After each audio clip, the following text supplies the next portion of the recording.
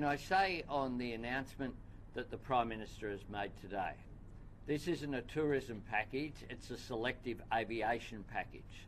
There's nothing in this package for hotel operators.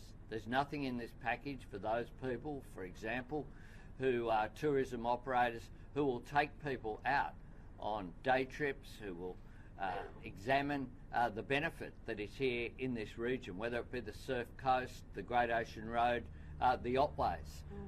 There is nothing in this package for tourism operators.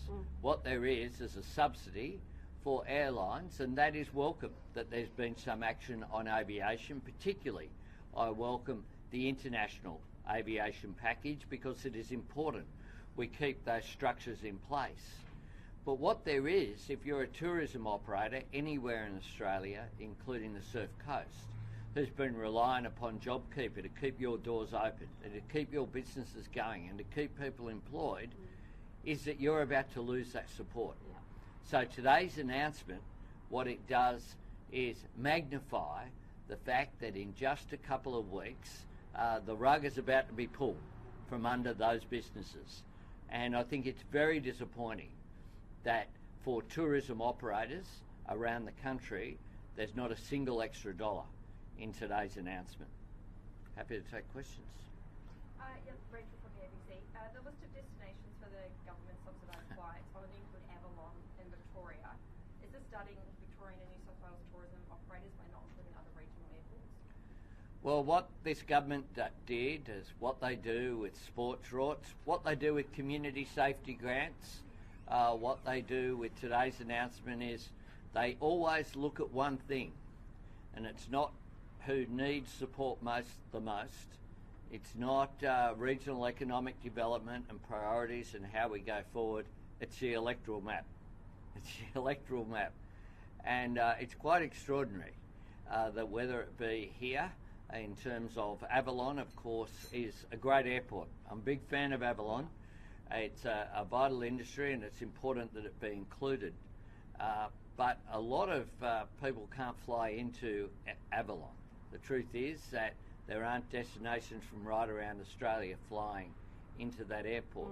But it's been identified. In Tasmania, northern Tasmania gets support, southern Tasmania not. I wonder what the distinction is between the two. It's called the two marginal seats are in northern Tasmania. In the Northern Territory, Darwin, nothing. But, of course, Alice Springs and Uluru, where in the seat of Lingari, a marginal seat, it gets support. If you're in Cairns, a marginal seat of Leichhardt, then it's included in the package. But if you're Gladstone or some other areas of Queensland that also rely upon tourism, then you get excluded as well. So this is a package that is a very narrow package. It has been with everything this government does. It's political management first and then substance second. And I think the fact that Broome, they had to include somewhere in Western Australia, but Broome's the only place that's included. In South Australia, of course, Kangaroo Island in the seat of Mayo, that's been targeted by the Downer family who think that they have a right to that seat.